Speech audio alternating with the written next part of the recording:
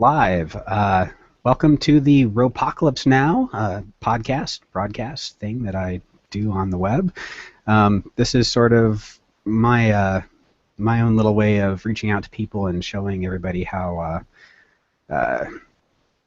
Hermetics works. It's a series of broadcasts that are designed to talk about Hermetics and the things that I think are cool, and basically the things I think are cool. And today we have a special guest, Jason Miller, who will be joining us. He is the author of many books and a good friend of mine, a fellow gentleman from Jupiter, who recently published Sex, Sorcery, and Spirit, which is a handbook to the erotic, magical approaches to the kind of things that we do. We may or may not talk too much about that, but basically, this is our opportunity to go over some of the cool things that we like to do with magic. So, Jason, welcome to the show. Well, thank you for having me, Rufus. My pleasure. So, I'm proud to be a part of the ROPocalypse. Yeah, me too. You know, I don't even know what that means yet. Just for clarification, is it the ROPocalypse or is it the ROPocalypse? Ooh, I have been calling it the ROPocalypse, but it could be the ROPocalypse. I don't really care. And what does it mean? You know, what's an apocalypse? It's just a revelation. So this is just revelations, man. There you go. So the sex, sorcery, and spirit thing. Let's start there and see where we end up. So you recently published your book. What inspired this particular book? Well, you know, right from the beginning of my serious training, I should say, you know, sex has been on the radar. Sex magic has been part of the radar. After I got done with sort of the intro, this is how you cast a spell kind of stuff, I in high school I delved into modern magic, which has, of course, a chapter on sex magic. So, you know, I actually had a halfway decent teaching on sex magic before I ever had sex for the first time. So I got to practice it right out of the gate. Right And then just a couple of years later, when I met the man that was going to be my sort of central mentor, John Mearden Reynolds, also known as Lama Vajranatha, he, of course, stresses sex as a fundamental part of Tantra and magic. In fact, you know, he has this long nakba hair sort of matted on top of his head. And when I asked him about it, he had said, well, you know, monks shave their head to show that they're celibate. He's like, you know, sorcerers like me, we wear our hair long to show that we're not celibate. So it's dead it's always sexy. yeah, it's always been on the radar, and I spent some time in the OTO, as you know, and also what was then the Chthonic Iranian OTO as well. And so sex magic has always been, you know, a pretty important part of my studies and practice. But it's something that I feel hasn't been served well recently. So I wanted to write a book, because when I write something, I try to write about things that I think are not being covered well or that are missing key components. Mm-hmm. So that's really the fundamental why I wrote this book. So I remember when you were first starting this particular book, you had talked about you were going to write a book on love magic, and then the next book that came out was this Sex, Sorcery, and Spirit book, and I was just kind of curious: is this the love magic book, or is it the love magic book still to come? No, the love magic book is still to come. The love magic book will probably be a chapter, sort of like Advanced Planetary Magic, sort of a you know, a 10,000 word electronically distributed thing with maybe audio files and stuff like that attached. because that's a subject. While I think I have a particular spin on it, and I'd like to say some things about what is maybe traditional but still not a very good idea, and I have some things to say about it. I don't really. I don't feel like it. To quote Gordon White, I don't feel like it's book shaped. I feel like what I have to say about love magic is chapbook shaped, and I try to stay away from just throwing out loads of spells, especially ones that have already been thrown out 100 times. So, it's a chapbook coming possibly at the end of 2015, beginning of 2016. February would be a good time. I'm serious now. I'm planning these things out like Marvel plans movies, and just right. Releasing schedules years ahead of time.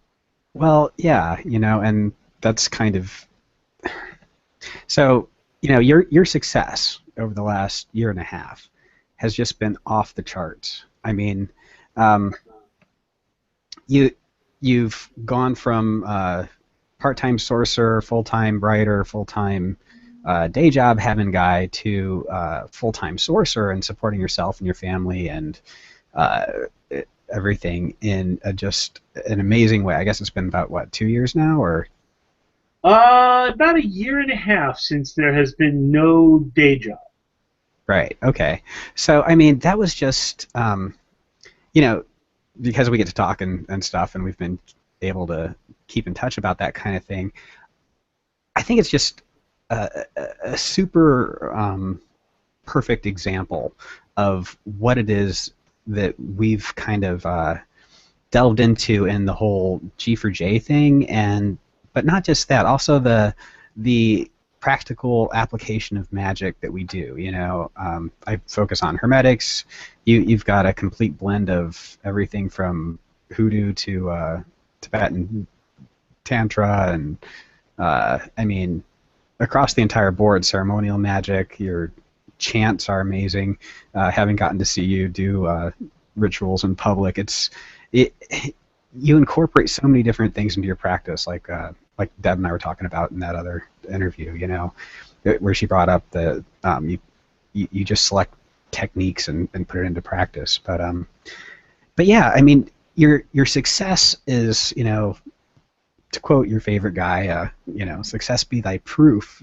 You can't really you can't really deny that the things that you're doing are really effective, and you've just really blossomed, and that's kind of why I wanted to do an interview with you, and why one of the things I'd planned on doing with you was just, I mean,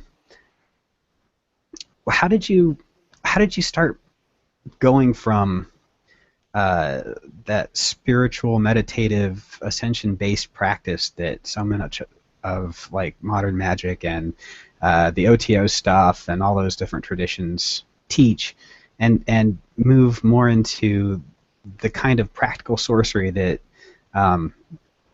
that transforms your life so effectively? How did you go from one to the other? I started out with both right off the bat. My very earliest, I had some psychic experiences and such, and then I was 15 when I made contact with a teacher in high school who was a Rosicrucian, and she introduced me to tarot and to some mostly energy-based protection practices like shielding, and she turned me on to modern magic and things like that. But at the same time, I was also hanging out in this town that was near where I grew up, a town called Lakewood, New Jersey, where there was an old school conjure shop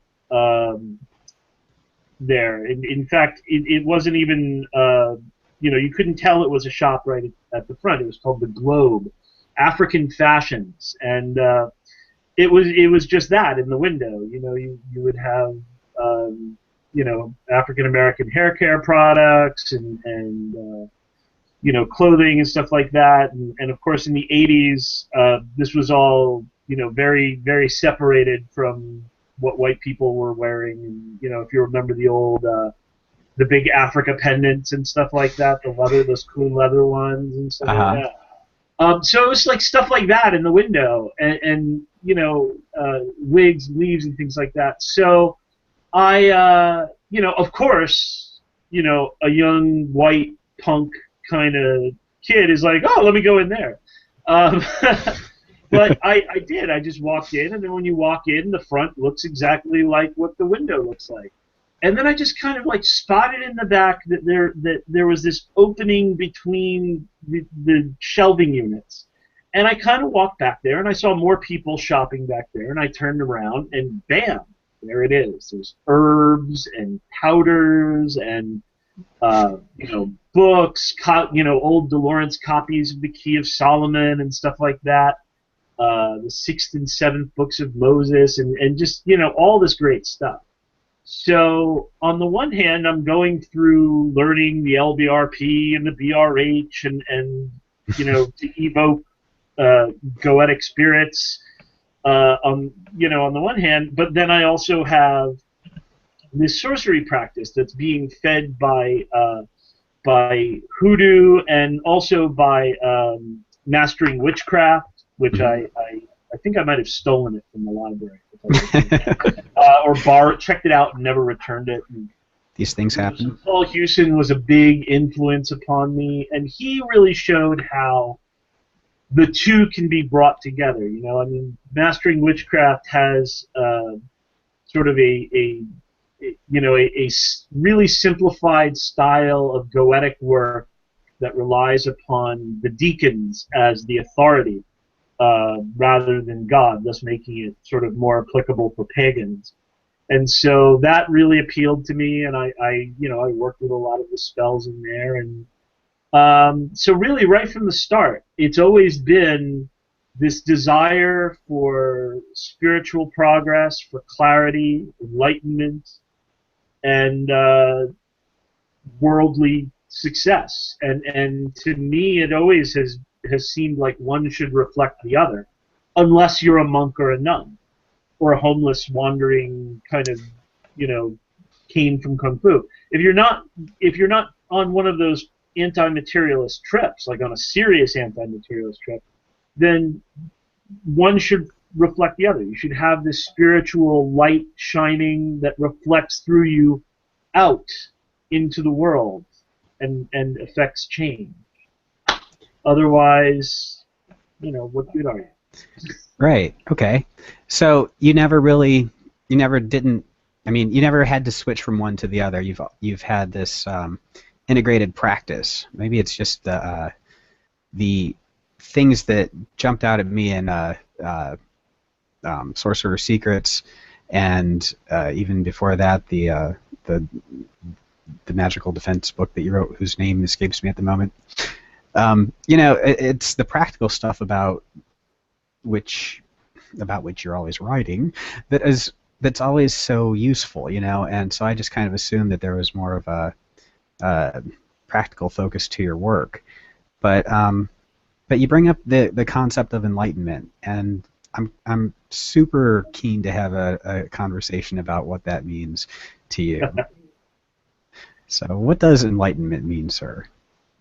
Enlightenment to me means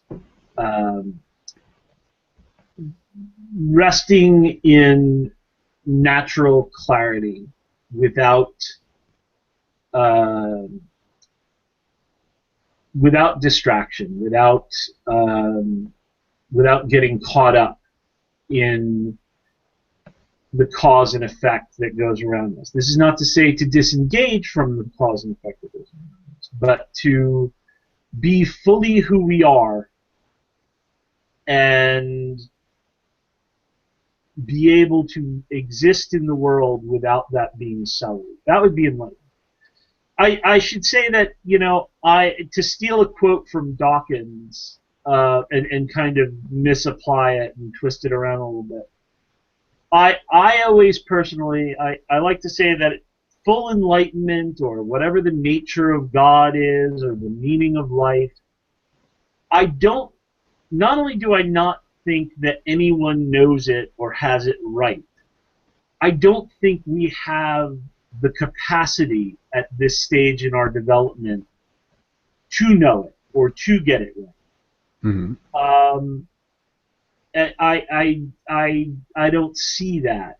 And it's so easy to mistake people that are really just a few steps ahead as being at the final stage. Yeah.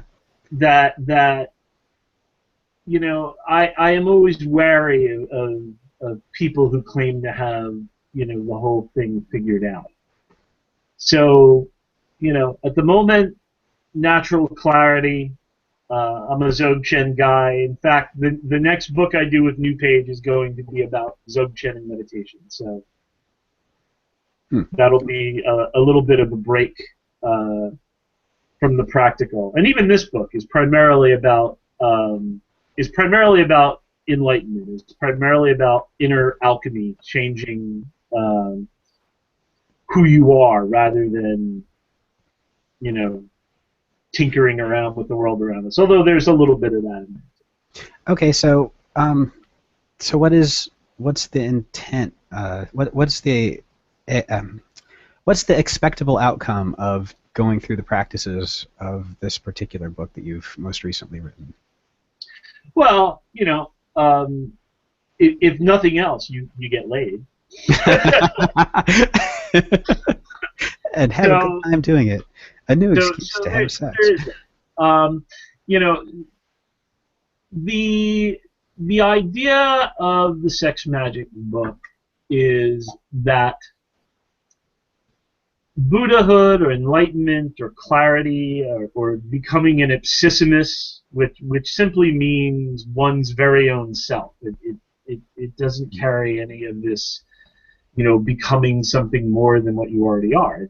Right. Ipsissimus is simply fully who they actually are. So, and I'm not claiming to be an ipsissimus or anything like that. I'm just pointing out the term. I think you. What's that? Who else are you? I think you pretty much have to be a wanker to be an ipsissimus. Well, I'm way ahead of you then. I'm sorry. I just got a call that I think is from my kid's school. Can we hold on to this? Sure. Can you pause this for a minute? Yeah.